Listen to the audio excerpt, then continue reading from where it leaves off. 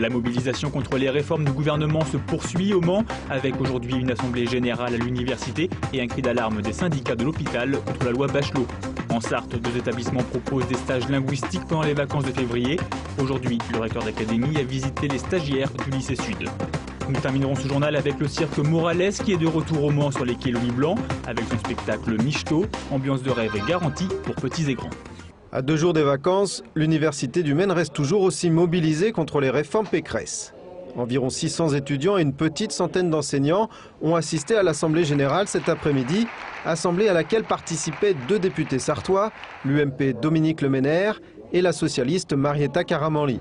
La veille, cette dernière avait demandé à l'Assemblée nationale la constitution d'une mission parlementaire pour sortir de la crise. La médiation proposée par Valérie Pécresse sur l'évaluation des enseignants-chercheurs ne suffit pas. Nous, ce qu'on veut avant tout, c'est parler avec elle, qui est la ministre et la première concernée, et pas avec une médiatrice ou n'importe quelle autre personne que Mme Pécresse. Il faut revenir sur la méthode, sur la médiation qui a été mise en place. Cette médiation, finalement, c'est un retrait déguisé.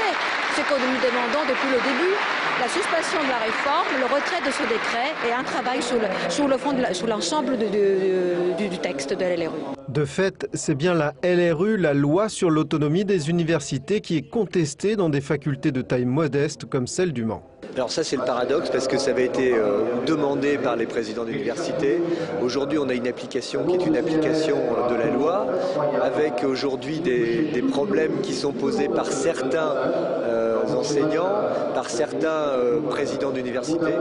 Mais je pense que la vérité c'est que il faut qu'on arrive à modifier le régime de notre université pour la rendre plus performante. Tout dépend néanmoins de quelle réforme on parle.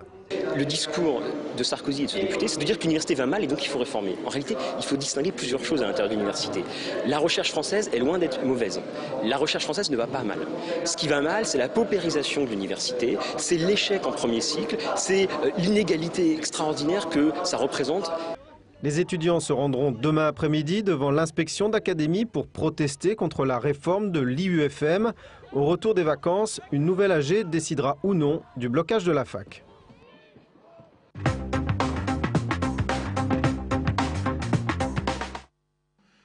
Il n'y a pas que la réforme de l'université qui mobilise contre elle. La loi Bachelot, actuellement en discussion à l'Assemblée nationale, inquiète les syndicats hospitaliers CGT, FO et CFDT.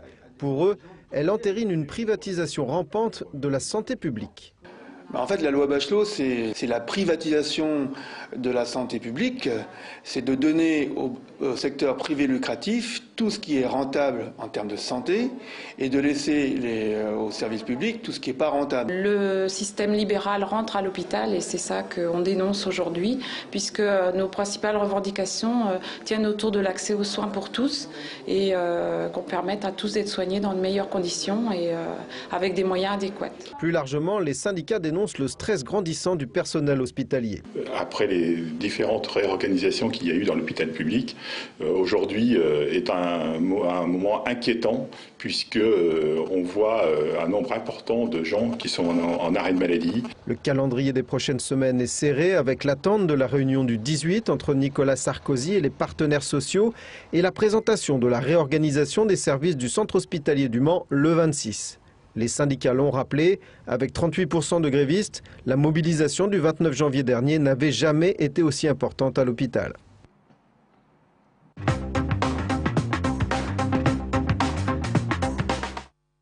Deux jours après la tempête qui a traversé la Sarthe, Électricité Réseau de France annonce que ses équipes ont rétabli l'alimentation en électricité sur l'ensemble du département. Mardi matin, ce sont près de 24 000 foyers qui avaient été coupés du réseau.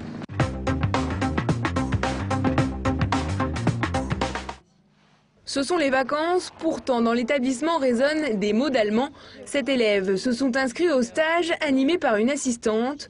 Sur 5 jours, pendant 3 heures, elle travaille autour d'un projet. Sans livre ni grammaire, à la place, un immeuble. On imagine qu'on habite tous dans cet immeuble-là. Enfin, chacun a dessiné son appartement. Et en fait, chacun a son rôle. C'est ce qu'on a fait le premier jour. Chacun a construit sa propre histoire, ses habitudes bizarres, des petits trucs comme ça. On arrive à parler. Et qu'on se met dans des situations et c'est naturel, c'est plus naturel que dans une salle de classe. L'objectif affiché de cet atelier, développer l'apprentissage oral des langues étrangères, directive du ministère de l'Éducation depuis le début de l'année scolaire. Beaucoup d'élèves ont la possibilité de partir, par exemple, en stage à l'étranger. Pour un certain nombre d'élèves, ça n'est pas possible. Et c'est bien que ces élèves qui ne peuvent pas partir puissent être accueillis dans un stage qui va valoriser ce que les élèves ont appris pendant l'année scolaire, mais le valoriser dans un autre cadre que le cadre strictement de la classe. Un dispositif basé sur le volontariat, autant du côté des encadrants que des élèves. Ici, ceux qui se sont laissés convaincre ne le regrettent pas. J'étais pas tant volontaire que ça finalement au début, donc j'ai directement rempli le papier, directement donné, parce qu'on pouvait pas se désister, donc voilà. Et en fait, je regrette pas. Ça change du cours barbant qu'on a, pas barbant, mais bon, du cours on a toujours des livres, on étudie des livres et tout, donc c'est décrit. Alors que là, on s'invente une vie et tout, et c'est vraiment bien, quoi. C'est de l'oral courant, quoi. C'est tous les jours, donc c'est mieux. Au lycée Sud, seul le stage d'allemand a vu le jour, faute d'élèves en espagnol et de personnel en anglais.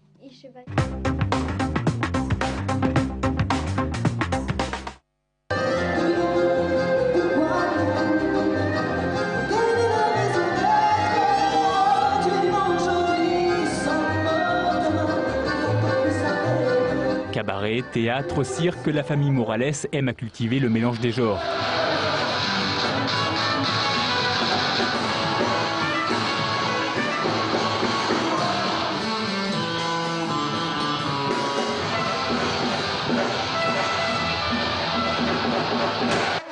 Michto, c'est un spectacle musico-circassien, mais Lola, Ernesto, Mercedes et les autres préfèrent l'appeler le cirque autrement. C'est un peu, on va dire, la charnière entre le cirque dit traditionnel et dit nouveau cirque. On a pris et de la tradition, parce qu'on vient de la tradition, à laquelle on a amené un côté un peu plus moderne, en incluant dans le spectacle une mise en scène de la danse et surtout la musique vivante qui est omniprésente du début à la fin.